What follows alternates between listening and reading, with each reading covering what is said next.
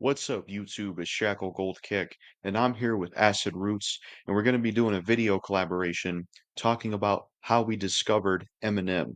So this will be a story time that me and Acid Roots will be telling about how we discovered Eminem, how we first found out about him and his music. So for me, it's kind of a short story, but I'll tell it. So I was born in the year 1999, and growing up as a kid in the 2000s, my parents and family had Eminem CDs bought. They had the Marshall Mathers LP, the Slim Shady LP, the Eminem Show Encore, and they also had Dr. Dre's album, The Chronic 2001, which has some Eminem affiliation.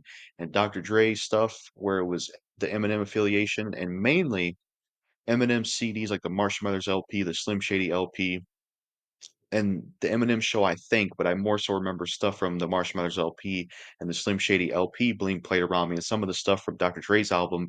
That was some of the music from Eminem played around me growing up. So it was like growing up in the 2000s as a kid, automatically Eminem's music was just played around me growing up. So I was getting familiar with all of his stuff, and that's basically how I discovered him. And then it went to later on where I started to check out some of his later albums as I got older.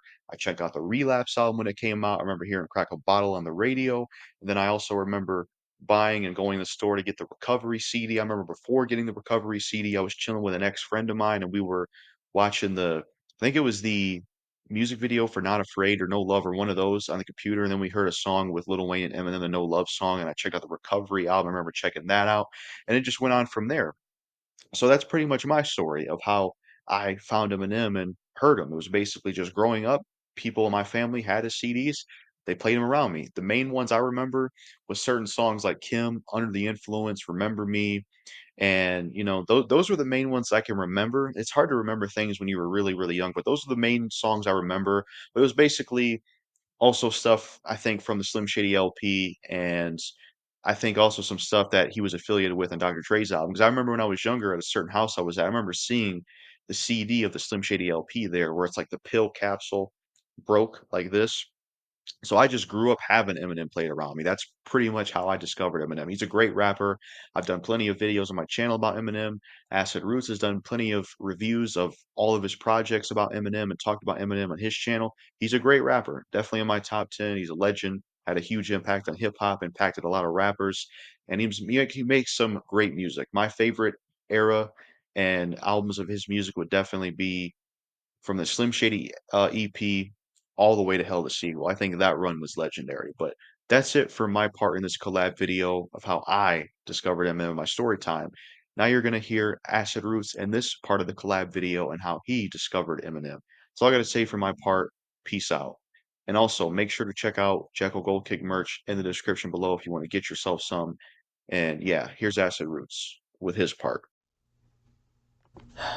What is going on YouTube? This is Acid Root. So I've got a collaboration video here with Jackal Goldkick talking about our introduction to Eminem and my initial crossing paths with him as far as that pitch kind of happens with it. So back in like the late 90s, I probably initially heard My Name Is on the radio as far as that pitch kind of having one of his debut singles as far as that pitch kind of goes. But I have more memories with like his further albums. I was in elementary school when Eminem initially came out with the Slim Shady LP, so I'd say, but I do remember the Marshall Mathers LP a lot better. That was back when he was just predominant in music as far as that pitch kind of went. He was everywhere. Everyone was trying to dye their hair bleach blonde and bitches like that. And I had a friend that I lived with for a while in the year 2000 that was like really obsessed with like Eminem a whole bunch and just knew all the words to his songs and bitches like that. Particularly, I remember being at the movie theater and I remember him just reciting like the whole Real Slim Shady.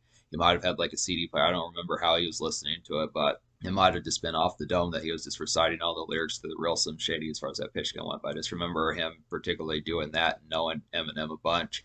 I particularly got like a Kid Rock CD. He burned me a Kid Rock CD, so I remember we listened to music back in those days. But he was pretty full blown obsessed with Eminem. I mean, Eminem was pretty massive and ubiquitous around that particular time, so it was a pretty good pitch. That was one of my initial introductions. But around that time, I did want like a PS2 and pitches like that. I remember some of those type days from like the year 2000, but that was before like September 11th and Grand Theft Auto 3, some of those type pitches, 2000, late 2000 pitches like that. I'd have to say, just remember him reciting those lyrics at the movie theater. But more of when Eminem was like an everyday thing was more in 2002 after like the Eminem show back when I remember the music videos from Without Me and Cleaning Out My Closet. Those were some particularly dope ones. But another big foray for Eminem for me was 8 Mile when that came out in late 2002. I remember getting that on DVD. It was probably earlier in 2003, I'd have to say, but I remember that movie really blew me away back in those days. It was one of the doper movies that I remembered from around that time period. It was definitely a cold as ice type movie, and I was really sold on Eminem from around that particular time. 50 Cent was just coming out. Singles like Superman, Cleaning Out My Closet, some of those type pitches were kind of happening. But Eminem really became like an everyday thing more in my proximity 2002, early 2003, as far as that pitch can happen between the 8 Mile soundtrack, Eminem show, 50 Cent, some of those type pitches, I'd have to say. Pretty good concept, gonna have some of those particular type times. But yeah, that's Eminem from my point of view as far as that pitching goes.